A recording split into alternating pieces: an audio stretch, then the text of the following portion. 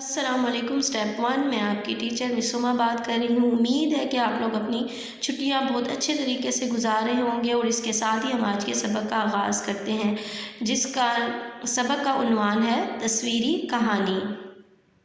یہاں آپ کو 5 تصاویر نظر آ رہی ہیں، جس کی مدد سے آپ نے ایک کہانی لکھنی ہے۔ جی تو تصویری کہانی لکھنے سے پہلے میں آپ کو یہ بات واضح کر دوں کہ کہانی کے کتنے حصے ہوتے ہیں اور کہانی کس طرح لکھی جاتی ہے۔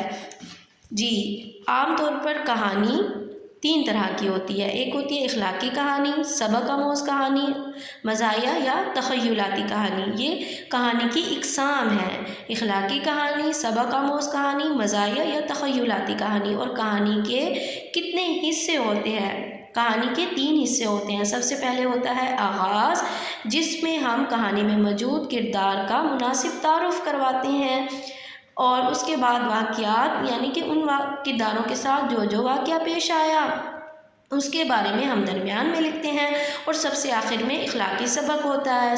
کسی بھی کہانی کا اخلاقی سبق بہت زیادہ اہم ہوتا ہے، اس کو ہم نے لازمی لکھنا ہوتا ہے کہ کہانی جو پڑھنے والا ہے وہ آخر میں اس کو کوئی نہ کوئی اخلاقی سبق جو مل رہا ہے وہ ہم نے لازمی لکھنا ہوتا ہے، ٹھیک ہے۔ اور کہانی لکھنے کے طریقے کتنے ہیں؟ یہاں پر کہانی لکھنے کے 13 طریقے دیے گئے ہیں، جن کی وضاحت میں آپ کے سامنے کرتی ہوں۔ سب سے پہلے ہوتا ہے خاکہ ترتیب دینا۔ مثال کے طور پر یہاں جو آپ کو یہ ورک شیٹ دی گئی ہے، اس میں جو 5 تصاویر ہیں، اس کو دماغ میں آپ نے رکھ کر ایک خاکہ بنا لینا ہے کہ ان میں کیا کیا ہو رہا ہے۔ ابھی یہ آپ نے اپنے دماغ میں ورک کرنا ہے، ٹھیک ہے۔ اس کے بعد نمبر 2 ہے واقعات کی ترتیب۔ واقعات کی ترتیب، یہ جو یہاں پر ورک شیٹ میں جو 5 تصاویر دی گئے ہیں، ان میں 5 واقعات ہیں، ان کو ہم نے ترتیب سے لکھنا ہے۔ ہمیشہ جو واقعات ہیں ایک دوسرے سے مربوط ہوں، یعنی کہ جو ایک کہانی ہو اس کے بعد جو ایک واقعہ ہو اس کے بعد جو دوسرا واقعہ ہو اس سے لنکڈ ہو، مربوط ہو، علیحدہ سے نہ ہو۔ اور کہانی کے کردار منتخب کرنا، اس کے بعد ہم نے کہانی کے کردار منتخب کرنے ہیں، جس میں آپ نے دیکھا اس میں 2 بچے ہیں، تو اس کہانی میں کتنے کردار ہو گئے؟ اس کہانی کے 2 کردار ہیں، اس میں 2 بچے ہیں۔ اور کہانی کا مناسب آغاز، اب ہم نے کہانی لکھنا شروع کر دینی ہے۔ سب سے پہلے آپ نے کہانی کا مناسب آغاز کرنا ہے۔ آپ نے ان دونوں بچوں کا کوئی مناسب نام دے دینا ہے۔ اور نمبر 5 ہے درمیانی حصے کے واقعات۔ اب جو ہے نا مناسب تعارف کروانے کے بعد، آغاز کرنے کے بعد آپ نے واقعات پر آ جانا ہے۔ اس میں آپ نے یہ تمام تصاویر جو 5 ہے تصاویر، ان کی مدد سے آپ نے مناسب کہانی لکھ لینی ہے، اور آخر میں آپ نے کہانی کا اختتام کرنا ہے، جس میں کہانی جو ہے وہ آپ نے اچھے طریقے سے اس کا اختتام کرنا ہے۔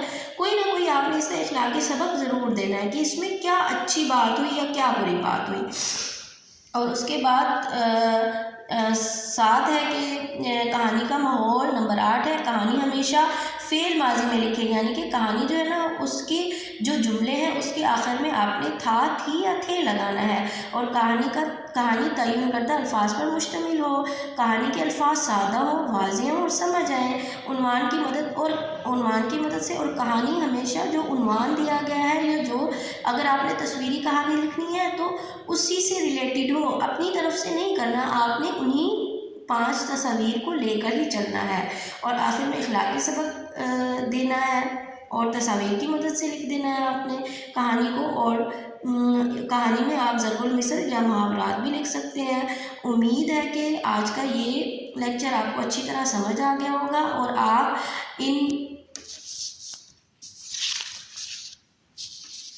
ان تصاویر کی مدد سے اور ان امدادی الفاظ کی مدد سے آپ یہ کہانی اچھے طریقے سے لکھ دیں گے۔ اور یہ ورک شیٹ میں آپ کے گروپ میں بھی سینڈ کر دوں گی۔ اوکے، اللہ حافظ۔